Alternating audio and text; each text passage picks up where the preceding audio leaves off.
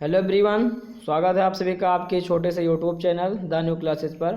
Friends, आज की इस वीडियो में हिंदी के महत्वपूर्ण क्वेश्चन आज हम करेंगे, तो आपके लिए बहुत ही ज़्यादा खासकर होने वाली है। तो जो लोग अभी तक चैनल को सब्सक्राइब नहीं किए, चैनल को सब्सक्राइब करेंगे और हाँ, इस चैनल को आप लोग ज़्यादा से ज़्यादा शेयर करें, ठीक है, क्योंकि अभी हमारी फैमिली बहुत छोटी है। तो आप लोग जल्दी से ज़्यादा इससे ज़्यादा से ज़्यादा शेयर करें, ठीक है। और अगर वीडियो पसंद आती है तो बस एक लाइक कर दीजिएगा, बाकी आप लोगों से मुझे कुछ नहीं चाहिए, ठीक है। तो आज का हमारा जो पहला प्रश्न है कि हिंदी वर्णमाला में अयोगवा वर्णों की संख्या कितनी होती है। तो हिंदी वर्णमाला में अयोगवा वर्णों की संख्या होती है 2, ठीक है, जिसे हम कहते हैं अंग और आहा। अंग और आहा जो है यह अयोगवा वर्ण होते हैं, जिसे हम अयोगवा के नाम से जानते हैं। नेक्स्ट क्वेश्चन है, निम्नलिखित में कौन सा जातिवाचक संज्ञा है। तो पहला ऑप्शन है घोड़ा, दूसरा है गंगा और तीसरा है लड़कपन, चौथा है सभा। तो याद रखिएगा, इसका राइट आंसर होगा ऑप्शन नंबर ए, यानी कि घोड़ा जो है एक प्रकार का जातिवाचक संज्ञा है, ठीक है। नेक्स्ट क्वेश्चन है कि कबूतर निम्न में से किस संज्ञा का उदाहरण है। जो कबूतर है या किस संज्ञा का उदाहरण है। तो जो कबूतर है एक प्रकार का ये जातिवाचक संज्ञा है, ठीक है। पहला ऑप्शन आपका करेक्ट हो जाएगा। भाववाचक जो संज्ञा होता है उसमें पन लगा होता है, ठीक है। तो भाववाचक प्यार, ठीक है, नफरत, तो इस तरीके से भाव जो दर्शाता है भाववाचक संज्ञा कहते हैं। अगला क्वेश्चन है, किन संज्ञा शब्दों का प्रायः बहुवचन नहीं बनता, ठीक है। किन संज्ञा शब्दों का प्रायः अक्सर बहुवचन नहीं बनता है। तो पहला ऑप्शन है व्यक्तिवाचक, दूसरा है जातिवाचक, तीसरा है द्रव्यवाचक, चौथा है समूहवाचक। तो पहला ऑप्शन जो आपका करेक्ट हो जाएगा, यानी कि व्यक्तिवाचक संज्ञा का कभी बहुवचन नहीं बनता। जैसे कि ताजमहल, जैसे मान लीजिए तो ताजमहल हमेशा एक ही है, ठीक है, तो उनका बहुवचन नहीं बनेगा। महात्मा गांधी आपके क्या है, व्यक्तिवाचक संज्ञा है, तो ये जिनका जो बहुवचन है कभी नहीं बनेगा। अगला क्वेश्चन है, विदुषी किस शब्द का स्त्री रूप है। जो विदुषी शब्द है या किस शब्द का स्त्री रूप है। तो पहला ऑप्शन है विद्वेष, दूसरा है विद्वान, तीसरा है विदुर और ऑप्शन नंबर डी है विद्युत। तो इसका राइट आंसर होगा ऑप्शन नंबर बी, यानी कि विद्वान का जो विदुषी शब्द है या स्त्री रूप है।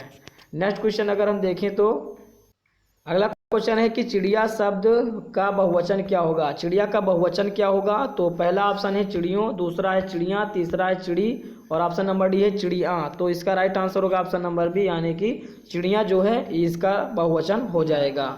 अगला क्वेश्चन है कि सेब से गिरा, मतलब सेब पेड़ से गिरा, वाक्य में से किस कारक की विभक्ति है। ये बताना है कि जो से विभक्ति है या किस कारक की होती है। तो आंसर हो जाएगा अपादान कारक, ठीक है। ऑप्शन नंबर सी एकदम करेक्ट हो जाएगा, अपादान कारक। आप लोग अगर मैं बता दूं जो भी तैयारी कर रहे हैं DTSC की या फिर अलग कंपटीशन की, तो उसमें हिंदी का जब क्वेश्चन आएगा तो आप लोग विभक्ति चिन्ह से तैयार कर लीजिएगा क्वेश्चन, तो हो सकता है आपके एग्जाम में आ जाए। अगला क्वेश्चन है, पर विशेषण किसे कहते हैं। तो पर विशेषण किसे कहते हैं। पहला ऑप्शन है विशेषण का भेद, दूसरा है जिसकी विशेषता बताई गई हो, तीसरा है विशेषणों की विशेषता और ऑप्शन नंबर डी है क्रिया की विशेषता। तो इसका राइट आंसर होगा, यानी कि विशेषणों की विशेषता बताने वाले शब्दों को हम पर विशेषण कहते हैं, ठीक है। ऑप्शन नंबर सी एकदम करेक्ट होगा। नेक्स्ट क्वेश्चन है, लिंग भेद में किसका रूपांतर नहीं होता है। लिंग भेद में किसका रूपांतर नहीं होता है। तो पहला ऑप्शन है सर्वनाम, दूसरा कारक, तीसरा संज्ञा और ऑप्शन नंबर डी है विशेषण। राइट आंसर होगा ऑप्शन नंबर ए, यानी कि सर्वनाम हो जाएगा, ठीक है। अगला क्वेश्चन है, भारतीय शब्द का बहुवचन क्या होगा। जो भारतीय शब्द है इसका बहुवचन क्या बनेगा। पहला ऑप्शन है भारतीयों, दूसरा है भारतीय और तीसरा है भारतीयाँ और ऑप्शन नंबर डी है भारती। तो इसका राइट आंसर होगा ऑप्शन नंबर ए, यानी कि भारतीयों जो है ये आपका बहुवचन हो जाएगा। नेक्स्ट क्वेश्चन है, आंसू का बहुवचन क्या होगा। तो आंसू का बहुवचन होगा, 11 नंबर क्वेश्चन है। देखिए आंसू जो है ये इसका बहुवचन कभी बनता नहीं है, तो इसका राइट आंसर हो जाएगा ऑप्शन नंबर ए, यानी कि आंसू का बहुवचन हमेशा आंसू ही रहेगा।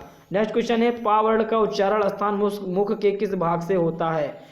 मुख का मतलब यानी कि पा वर्ण का जो उच्चारण स्थान होता है मुख के किस भाग से होता है। तो इसका राइट आंसर हो जाएगा ऑप्शन नंबर सी, ओष्ठ से होता है पा, ठीक है। नेक्स्ट क्वेश्चन है, सा ध्वनि उच्चारण स्थान निम्न में से क्या है। सा ध्वनि का उच्चारण स्थान निम्न में से क्या है। तो सा है, ये हो जाएगा ऑप्शन नंबर डी, यानी कि दंत ओष्ठ, ठीक है, दंत ओष्ठ सा। अगला क्वेश्चन है, चा वर्ण का उच्चारण स्थान क्या है। चा वर्ण का, तो चा वर्ण का जो स्थान हो जाएगा, आपने एक नियम या आपके तरीके से कह सकते हो जो होता है KTM2, ठीक है, इसे आप लोग याद रखिएगा। के पार हो जाएगा, यानी कि का वर्ग जितने होते हैं का वर्ग तो उसे कंठ से होते हैं। दूसरा है जो टा वर्ग होते हैं और का वर्ग, और ये हो जाएगा चा का खा गा घा गा और चा छा, ये जो होते हैं सब दंत से होते हैं, यानी कि टी यानी कि दांत वाले हो जाएंगे, यानी कि दंत से हो जाएगा चा। ठीक है, यानी कि ऑप्शन नंबर डी करेक्ट होगा, दंत से। नेक्स्ट क्वेश्चन है डा। डा शब्द का उच्चारण स्थान क्या है? तो डा शब्द का हो जाएगा डा, यानी कि अभी मैंने बताया के टी एम दो, तो के टी एम दो, ये का वर्ग चा वर्ग टा वर्ग, तो टा वर्ग के अंडर में जितने भी उच्चारण आते हैं तो वो हो जाएगा मूर्धा। ठीक है, यम पर क्या हो जाएगा? मूर्धा, यानी कि ऑप्शन नंबर ये सही हो जाएगा डा। ठीक है, क्या हो जाएगा? डा, तो उच्चारण स्थान आपका हो जाएगा मूर्धा। ठीक है, नेक्स्ट क्वेश्चन है अध्यापक शब्द का स्त्री रूप क्या होगा? तो अध्यापक का स्त्री रूप क्या हो जाएगा? अध्यापिका। क्या हो जाएगा? अध्यापिका, यानी कि ऑप्शन नंबर बी एकदम करेक्ट होगा। नेक्स्ट क्वेश्चन है कवि का स्त्रीलिंग क्या होगा? यानी कि कवि का स्त्री रूप क्या होगा? तो कवि का स्त्री रूप हो जाएगा कवित्री, ऑप्शन नंबर बी एकदम करेक्ट होगा। ठीक है, नेक्स्ट क्वेश्चन हम करते हैं। नेक्स्ट क्वेश्चन है व्यक्तिवाचक शब्द राम से भाववाचक संज्ञा क्या बनेगी? ठीक है, व्यक्तिवाचक शब्द जो है राम से भाववाचक संज्ञा अगर बनानी है तो क्या बनेगा, ये आपको बताना है। ठीक है जी, इसका राइट आंसर हो जाएगा ऑप्शन नंबर बी, यानी कि रामत्व। ठीक है, ऑप्शन नंबर बी क्या हो जाएगा? करेक्ट हो जाएगा कि राम से जो भाववाचक संज्ञा बनती है उसका हो जाएगा रामत्व। अगला क्वेश्चन है द्रव्यवाचक संज्ञा। द्रव्यवाचक संज्ञा शराब से जातिवाचक संज्ञा क्या बनेगी? ठीक है, तो जातिवाचक संज्ञा इसका अगर मैं बता दूं तो इसका आंसर हो जाएगा शराबी। ठीक है, क्या हो जाएगा? ऑप्शन नंबर बी एकदम करेक्ट हो जाएगा, शराबी। ठीक है, क्या हो जाएगा? शराबी, ऑप्शन नंबर बी करेक्ट होगा। अगला क्वेश्चन है बहुत तेज वर्षा हो रही है। अब जो क्वेश्चन नंबर 20 है, बहुत तेज वर्षा हो रही है, इस वाक्य में पर विशेषण क्या है? ठीक है, तो जो पहला ऑप्शन है वर्षा, दूसरा है तेज, तीसरा है और ऑप्शन नंबर डी है बहुत। तो ऑप्शन नंबर डी जो है आपका एकदम करेक्ट हो जाएगा। जो बहुत है ये एक पर का कार्य कर रहा है यहाँ पे। ठीक है, सरिता दौड़ रही है, इस वाक्य में किस प्रकार की क्रिया है? तो इसको बताना है कि सरिता दौड़ रही है तो इस वाक्य में किस प्रकार की क्रिया है। तो पहला ऑप्शन है सकर्मक, दूसरा है प्रेरणार्थ और तीसरा है अकर्मक और ऑप्शन नंबर डी है यौगिक। तो इसका राइट आंसर होगा ऑप्शन नंबर सी, यानी कि अकर्मक क्रिया है। कौन सी क्रिया है? अकर्मक क्रिया है। गिरना क्रिया का प्रेरणार्थ रूप क्या होगा? गिरना शब्द का प्रेरणार्थ रूप क्या होगा? यानी कि प्रेरणार्थ।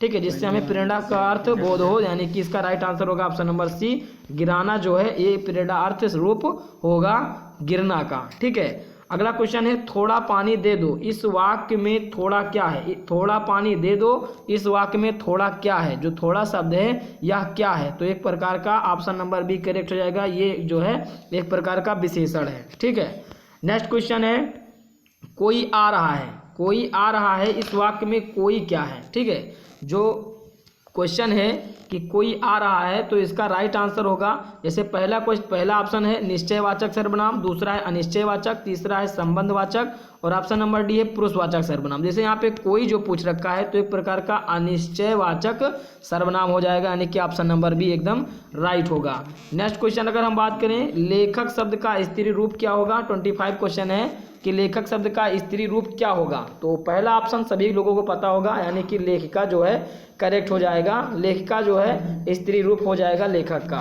नेक्स्ट क्वेश्चन है वह पढ़े तो सफल हो। वह पढ़े तो सफल हो, इस वाक्य में काल का कौन सा रूप है?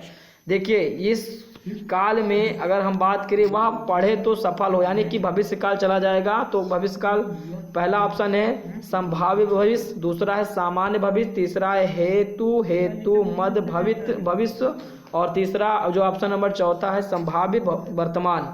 तो ये जो क्वेश्चन है आपका मिडिल ग्रुप और सीनियर ग्रुप सभी लोगों के लिए है, यानी कि ज़्यादा मिडिल और सीनियर के लिए है। ठीक है, तो इसका राइट आंसर होगा ऑप्शन नंबर सी, यानी कि हेतु मद भविष्य काल इसमें है। नेक्स्ट क्वेश्चन है कि दौड़ना क्रिया से भाववाचक संज्ञा बनेगा। जो दौड़ना शब्द है उससे अगर हम भाववाचक संज्ञा बनाएं तो इसका राइट आंसर होगा ऑप्शन नंबर बी, यानी कि दौड़ शब्द जो है इससे मतलब इसका भाववाचक संज्ञा बनेगा। नेक्स्ट क्वेश्चन है मुहावरा शब्द, मुहावरा किस भाषा का शब्द है? जो मुहावरा है या किस भाषा का शब्द है जिसका प्रयोग हिंदी में होता है? तो मुहावरा जो है एक प्रकार का अरबी शब्द है जिसका प्रयोग आपका हिंदी में होता है, यानी कि ऑप्शन नंबर बी राइट होगा। अगला क्वेश्चन है गायक शब्द का स्त्री रूप क्या होगा? जो गायक है या इसका स्त्री रूप क्या होगा? तो गायक शब्द का जो आंसर हो जाएगा ऑप्शन नंबर सी, यानी कि गायिका जो है राइट होगा। नेक्स्ट क्वेश्चन है ता वर्ण का उच्चारण स्थान क्या होगा? तो अभी मैंने कुछ देर पहले बताया है KTM 2, तो का मतलब हो जाएगा यानी कि का वर्ग, फिर चा वर्ग और टा वर्ग और पा वर्ग, ठीक है। तो ये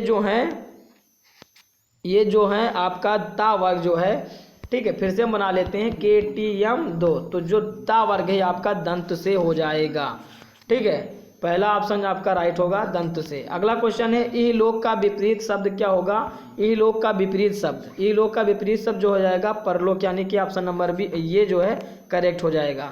नेक्स्ट क्वेश्चन है आगमन शब्द का विपरीत शब्द क्या होगा?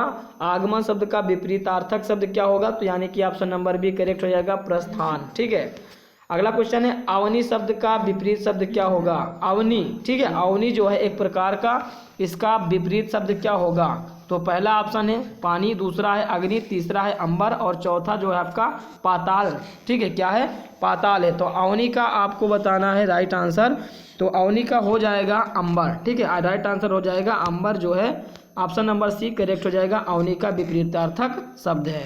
नेक्स्ट क्वेश्चन है कि निम्न में कौन सा शब्द तथा उसका विपरीतार्थक शब्द असंगत है? यहाँ पे देखिए क्वेश्चन को थोड़ा सा मॉडरेट कर दिया है, थोड़ा सा ध्यान से देखिएगा। पहला ऑप्शन है पाप पुण्य और दूसरा है सजीव निर्जीव, तीसरा है निर्मल स्वच्छ और विरल मिलन। तो इसका राइट आंसर जो है आपका जो तीसरा क्वेश्चन है, जैसे यहाँ पे देखिए तीसरा जो आपका ऑप्शन है यानी कि सी निर्मल का स्वच्छ। देखिए यहाँ पे पूछ क्या रखा है कि कौन सा शब्द उसका विपरीतार्थक शब्द असंगत है, तो इसका right answer option number C सही हो जाएगा, निर्मल और स्वच्छ, ठीक है, साफ और स्वच्छ होता है, याद रखिएगा। अगला क्वेश्चन है आत्मा शब्द का विपरीतार्थक शब्द क्या हो जाएगा? आत्मा जो शब्द है उसका उल्टा क्या हो जाएगा? तो पहला ऑप्शन है अनात्म, दूसरा है परमात्मा, तीसरा है आत्माहीन और चौथा है शरीर। तो इसका राइट आंसर होगा ऑप्शन नंबर बी, यानी कि परमात्मा जो है ये करेक्ट हो जाएगा। परोपकारी शब्द का विपरीतार्थक शब्द क्या हो जाएगा? परोपकारी शब्द का विपरीत यानी कि उल्टा शब्द क्या हो जाएगा? तो इसका राइट आंसर हो जाएगा ऑप्शन नंबर बी, यानी कि स्वार्थी, क्या हो जाएगा? स्वार्थी। अगला क्वेश्चन है तीसरा राजा शब्द का विपरीतार्थक शब्द क्या हो जाएगा? तो राजा का विपरीत हो जाएगा रानी, ठीक है, यानी कि ऑप्शन नंबर ये जो है करेक्ट हो जाएगा।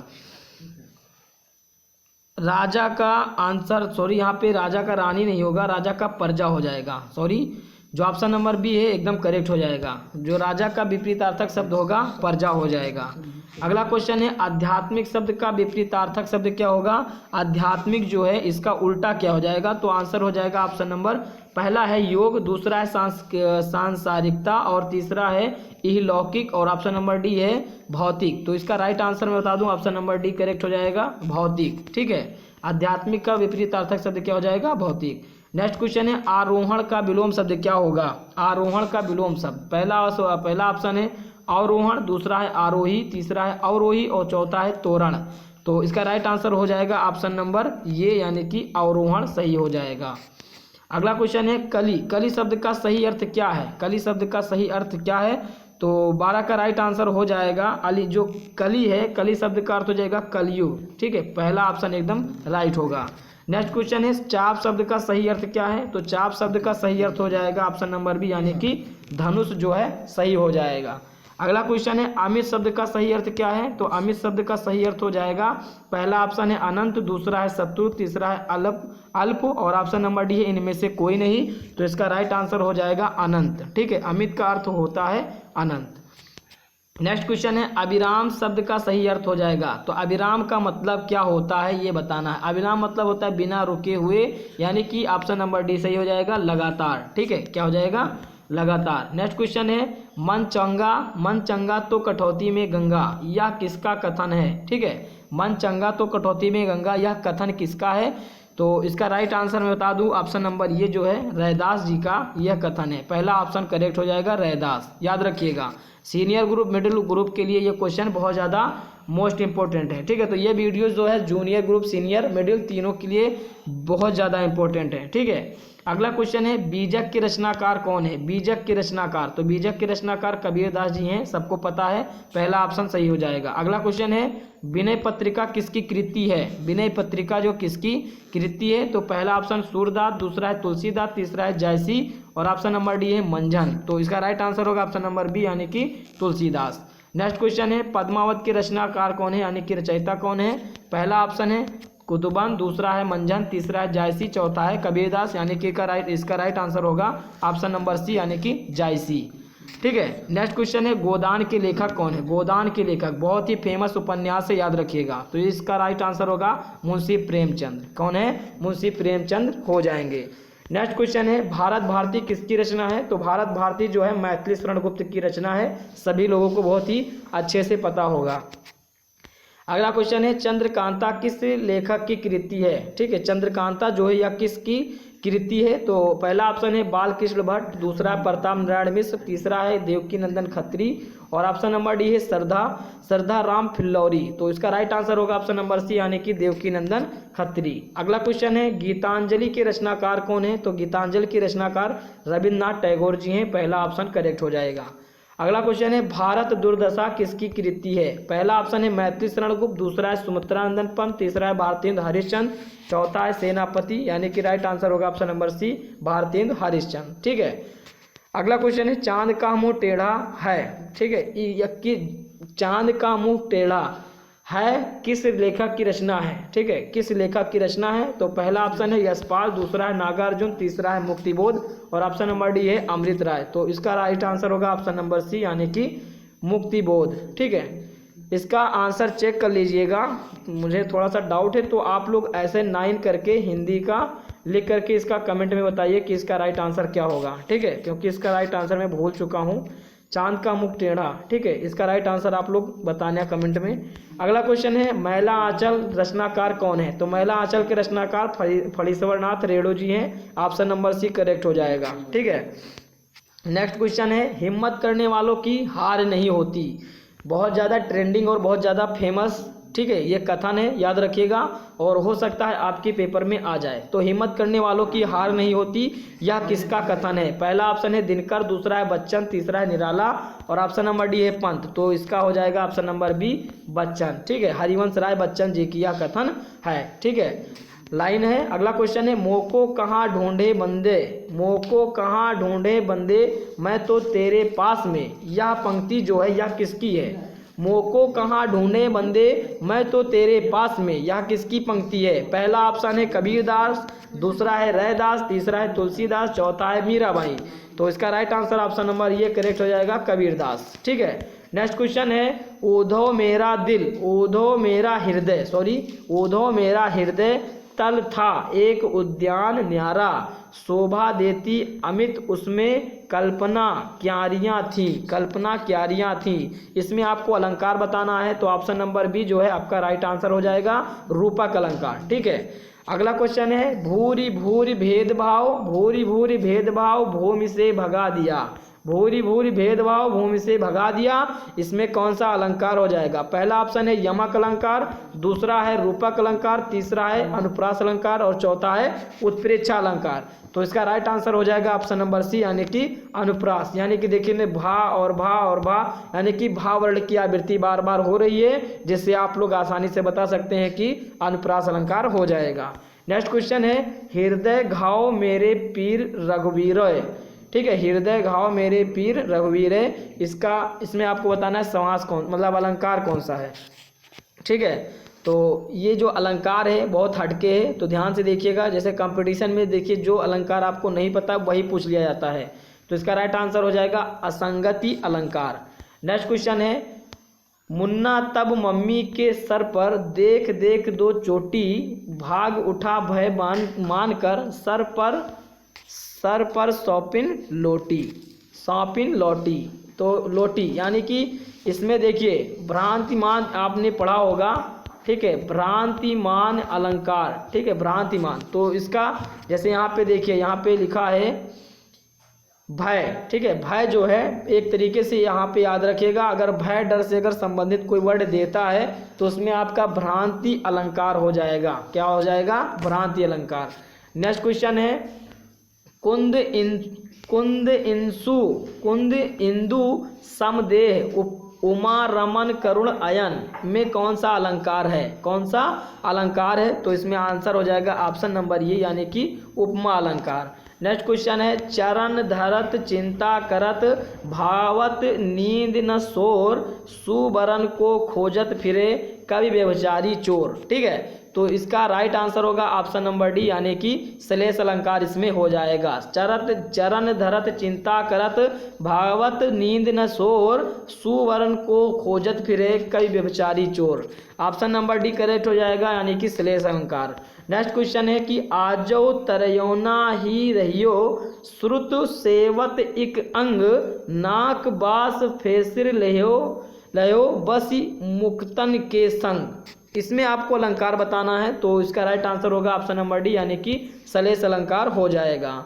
अगला क्वेश्चन है को तुम हैं घनश्याम हम, को तुम हैं घनश्याम हम तो बसो कित जाए, तो बसो कित जाए। तो इसमें आपको अलंकार बताना है, तो इसका आंसर हो जाएगा वक्रोति। क्या हो जाएगा? वक्रोति अलंकार हो जाएगा, ठीक है।